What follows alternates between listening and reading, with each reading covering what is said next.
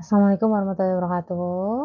Berjumpa lagi di mata kuliah ekologi dan kali ini materinya adalah adaptasi dan seleksi alam. Baik, eee, jadi sebelum kita masuk ke materi, kita akan pendahuluan dulu ya. Jadi yang mengenalkan awal mula adanya, pengertian tentang adaptasi dan lain sebagainya itu diawali dari adanya, evolusi di mana ini adalah, bagaimana kehidupan itu telah berubah selama beberapa generasi dan bagaimana keanekaragaman hayati,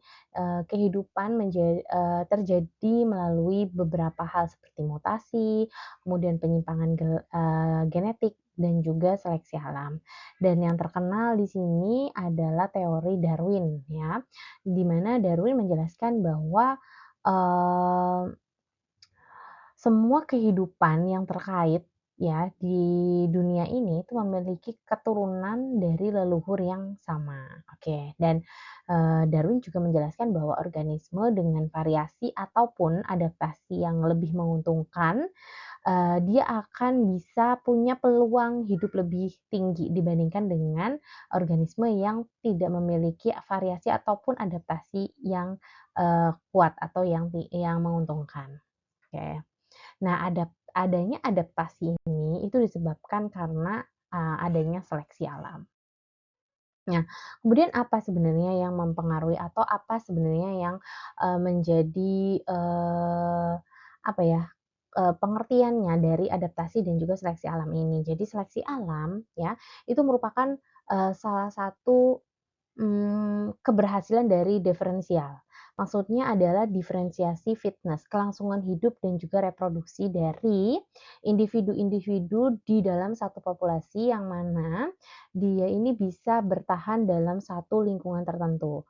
Dan akhirnya di sini Darwin, dalam seleksi alam sorry, dalam seleksi alam dia memiliki dua dua hal. Yang pertama adalah variasi ini terjadi di antara individu-individu dalam satu populasi di beberapa karakteristik yang diwariskan oleh leluhurnya. Dan yang kedua adalah variasi ini itu menghasilkan perbedaan di antara individu-individu dalam kelangsungan hidup dan juga reproduksi mereka karena adanya interaksi dari lingkungan. Oke, lanjut. Nah, fitness ya, itu, suatu individu itu diukur berdasarkan kontribusi dan, proporsional yang diberikan kepada generasi, nantinya ya, oke. Dalam kondisi lingkungan tertentu, individu ini akan memiliki karakteristik tertentu juga, yang memungkinkan mereka ini bisa bertahan hidup di satu kondisi tersebut, kemudian bereproduksi dan juga melalui seleksi ya, sehingga nantinya bisa mewariskan karakteristik kepada generasi berikutnya. Oke. Nah, seleksi alam. Nah, seleksi alam atau natural selection itu adalah proses secara alamiah di mana makhluk hidup ini memiliki sifat yang paling sesuai dengan lingkungan. Di mana ketika dia memiliki sifat yang sesuai dengan lingkungannya, maka dia bisa bertahan hidup, berkembang biak, dan kalau ada individu yang tidak sesuai dengan lingkungannya, tidak memiliki sifat yang sesuai dengan lingkungannya, otomatis, dia tidak bisa bertahan hidup dalam lingkungan tersebut dan bisa terjadi kepunahan. Oke, nah seleksi alam ini itu, berarti natural selection ya, artinya berarti dilakukan oleh alam, secara alamiah dan ini dikenalkan oleh Charles Darwin melalui, teorinya yang tadi saya sebutkan yaitu teori evolusi, sorry. Nah, di mana organisme dengan variasi ya yang menguntungkan ini akan jauh lebih mudah bertahan dibandingkan dengan individu yang memang dia tidak punya, apa ya, keuntungan ya dari, genetiknya. Kemudian nah, seleksi alam ini itu bisa menyebabkan adanya perubahan populasi dari waktu ke waktu. Oke, lanjut. Nah, contoh seleksi alam di sini, misalnya ada, ngengat biston yang ada di Inggris dan juga jerapah yang berlayar panjang. Di sini penjelasannya ya, secara, evolusi ya. Jadi, ngengat Biston, Betullaria yang ada di Inggris itu awalnya mereka ini, populasinya atau individunya itu memiliki warna yang cerah. Namun setelah seiring berjalannya waktu di Inggris ini, itu, terjadi apa ya, kemasifan industri yang mana ada banyak polusi yang mengakibatkan, pohon-pohon juga terjadi apa ya, maksudnya terkena dampaknya gitu dan Ngengat Biston ini kan lebih banyak mereka itu, hinggapnya di, pohon ya, di kulit pohon, di batang pohon dan lain sebagainya. Dan mengakibatkan lama-kelamaan si Ngengat Biston ini, akhirnya maksudnya, berubah warnanya yang tadinya cerah menjadi warna yang jauh lebih gelap dan hal ini ternyata itu menjadi salah satu pola adaptasi si Ngengat Biston ini untuk bisa mempertahankan diri dari predator sebenarnya, seperti itu. Nah, kemudian jerapah. Nah, cerita jerapah yang berleher panjang ini dengan melalui seleksi alam itu adalah Eee, jerapah yang memiliki leher yang panjang itu akan jauh lebih mudah untuk menjangkau, dedaunan yang, tinggi, di pohon yang tinggi dibandingkan dengan, jerapah yang, lehernya jauh lebih pendek gitu ya. Jadi yang pendek ini tidak bisa beradaptasi makanya, dia terseleksi dengan sendirinya. Nah, kemudian adaptasi. Ya, adaptasi itu merupakan bagian dari seleksi alam ya. Adaptasi ini adalah setiap sifat perilaku maupun morfologi ataupun fisiologi yang diwariskan dari suatu organisme yang telah berevolusi selama periode waktu tertentu melalui proses seleksi alam. Sehingga di sini bisa mempertahankan atau meningkatkan fitness tadi. Oke. Ada banyak ya contohnya seperti, morfologi adaptasi ya, adaptasi terhadap makanan ya di sini, adaptasi itu biasa terjadi karena, individu tersebut itu, dalam apa ya, dalam mempertahankan dalam mempertahankan dalam memperoleh makanan, kemudian, yang kedua adalah perkawinan. Jadi, 2 hal ini biasanya terkait ya, saling terkait untuk pola adaptasi. Dan yang ada di gambar ini adalah untuk, adaptasi dalam hewan tersebut untuk memperoleh makanan. Jadi pola-pola morfologi, mulut ya, itu berbeda-beda tergantung jenis, makanannya, gitu. Oke. Nah kemudian, adaptasi ini mewakili karakteristik sifat yang memungkinkan suatu organisme untuk bertahan hidup, tumbuh, dan juga bereproduksi dalam kondisi lingkungan, tertentu. Kemudian, mmm bagaimana adaptasi ini memungkinkan suatu organisme ini bisa berguna atau berfungsi di lingkungan tersebut gitu dan sebaliknya, gitu ya. Jadi bagaimana adaptasi yang sama bisa membatasi kemampuan untuk untuk hidup di lingkungan tersebut. Nah, ini adalah kunci untuk memahami distribusi, kemudian adanya kelimpahan spesies dari, spektrum ilmu ekologi. Oke. Nah, ini adalah, contoh, 3 di sini ada 3 vegetasi yang menjadi habitat dari burung warble ya, di mana ketiga, vegetasi ini itu mencerminkan, beberapa spesies burung tersebut yang berbeda-beda tergantung dari vegetasi dan juga dari makanan dan lain sebagainya. Oke. Nah, jenis adaptasi itu ada 3 macam, yaitu adaptasi, morfologi, adaptasi fisiologi, dan adaptasi tingkah laku. Adaptasi morfologi berarti adalah penyesuaian dari bentuk tubuh ataupun struktur tubuhnya. Contohnya seperti paruh burung yang berbeda-beda sesuai dengan jenis makanannya, kemudian bentuk kaki hewan yang berbeda-beda, ya sesuai dengan, tempat diam, atau habitatnya.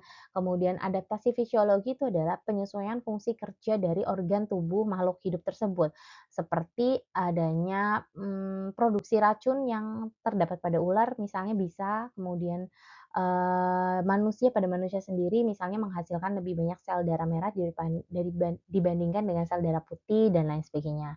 Kemudian adaptasi, tingkah laku contohnya ini yang merupakan perubahan perilaku untuk bertahan hidup. Jadi lebih ke perilakunya, contohnya seperti bunglon yang merubah warna kulitnya, burung yang bermigrasi, dan lain sebagainya. Nah, lalu apa hubungan adaptasi dengan seleksi alam? Jadi, adaptasi ini adalah membantu makhluk hidup ini untuk bertahan hidup dalam lingkungan tertentu. Jika adaptasi tersebut bisa menguntungkan bagi individu tersebut, maka melalui seleksi alam, sifat tersebut akan diturunkan ke generasi berikutnya. Nah, organisme yang tidak mampu beradaptasi, maka secara otomatis dia akan tersingkir secara alamiah. Jadi hubungan adaptasi dan seleksi alam sangat berkaitan. Oke. Nah, pentingnya adaptasi dan juga seleksi alam. Penting ya, kalau adaptasi dan seleksi alam ini sangat, membantu proses, atau dalam hal menjaga keanekaragaman hayati. Di mana tentunya ini sangat berperan ya dalam keanekaragaman hayati, di mana nantinya, spesies-spesies yang mampu bertahan hidup ini bisa bisa meneruskan, menurunkan gennya, menurunkan sifatnya ke keturunannya gitu ya dan diharapkan juga dari, lingkungan juga bisa berperan ya dalam hal ini untuk menjaga keanekaragaman hayati. Nah, kemudian selain itu adalah menjadi dasar dari evolusi makhluk hidup, kemudian, menunjukkan bahwa kehidupan itu dinamis dan selalu bisa berubah mengikuti dari lingkungannya, betul sekali ya, jadi tergantung dari lingkungan. Dan kemudian adaptasi dan juga seleksi alam ini merupakan suatu mekanisme yang penting dalam kelangsungan hidup, di bumi ini, betul sekali. Nah, dengan kemampuan beradaptasi melalui proses seleksi alam, spesies ini dapat terus berkembang dan menyesuaikan diri terhadap perubahan lingkungan yang terjadi secara alami. Jadi kalau ada perubahan lingkungan yang terjadi secara alami, jadi, makhluk hidup yang punya kemampuan adaptasi yang tinggi, maka secara otomatis dia bisa bertahan hidup, gitu, melalui proses seleksi alam. Oke. Nah, kemudian ini ada diskusi ya, ini ada diskusi, jadi silakan kalian nanti, pecahkan, Ibu akan, bacakan ya untuk, diskusinya. Jadi diskusi yang pertama itu adalah diskusi tentang kasus, adaptasi. Jadi di sini ada situasinya adalah burung finch ya di Kepulauan Galapagos yang memiliki bentuk paruh yang berbeda-beda tergantung dengan jenis makanannya. Terus, bagaimana di sini kalian akan memecahkan diskusinya. Kenapa bentuk paruh burung finch ini berbeda-beda? Terus kemudian dihubungkan bentuk paruh itu dengan adaptasi morfologi, seperti apa? Lalu jelaskan juga, melalui, hubungannya dengan seleksi alam. Oke, itu diskusi yang pertama. Kemudian diskusi yang kedua, itu adalah tantangan lingkungan baru di mana situasinya itu adalah sebuah spesies ikan yang kemudian dipindahkan, ya ikan ini adalah ikan air tawar yang kemudian dipindahkan ke, air payau ya, setengah asin.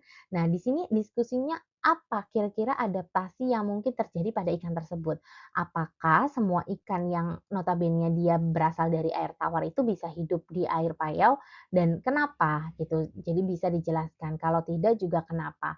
Nah, bagaimana di sini seleksi alam ini bisa berperan dalam situasi ini. Kemudian yang diskusi ketiga ini merupakan perubahan iklim global, di mana situasinya adalah perubahan iklim ini menyebabkan suhu bumi meningkat dan musim kemarau menjadi jauh lebih panjang. Nah, diskusinya bagaimana dampak terhadap makhluk hidup di daerah yang terdampak perubahan iklim ini. Kemudian adaptasi seperti apa yang memungkinkan akan terjadi pada makhluk hidup yang ada di sini. Kemudian, apa kemungkinan yang terjadi jika suatu spesies yang ada pada, daerah ini itu tidak mampu beradaptasi, kira-kira akan terjadi seperti apa? Oke. Kemudian diskusi yang keempat itu mengenai seleksi alam dan manusia. Di sini harus dicari tahu tentang apakah manusia juga mengalami seleksi alam, kemudian berikan beberapa contoh sifat ataupun kebiasaan manusia yang mungkin dianggap sebagai hasil adaptasi ataupun seleksi alam. Kemudian kita juga bisa menggabungkan teknologi ya, teknologi. Mungkin di sini pertanyaannya adalah apakah teknologi itu justru menghambat proses seleksi alam pada manusia atau seperti apa? Nah, kemudian diskusi yang terakhir itu adalah tentang adaptasi buatan, versus, adaptasi alami ya, di mana nantinya, menjelaskan apakah ada perbedaan, bagaimana perbedaan antara keduanya. Dan sebagai contoh misalnya anjing ras, kemudian tanaman hasil persilangan dan lain-lain. Dan kemudian coba dikaitkan apakah seleksi buatan ya, seleksi yang dibuat oleh manusia, rekayasa oleh manusia ini bisa menggantikan seleksi alam? Nah, pertanyaan-pertanyaan ini tolong nanti didiskusikan, dijawab, dan kemudian nanti bisa diserahkan kembali ke Ibu. Baik, mungkin itu aja materi yang Ibu sampaikan. Terima kasih. Wabillahi taufiq wal hidayah. Wassalamualaikum warahmatullahi wabarakatuh.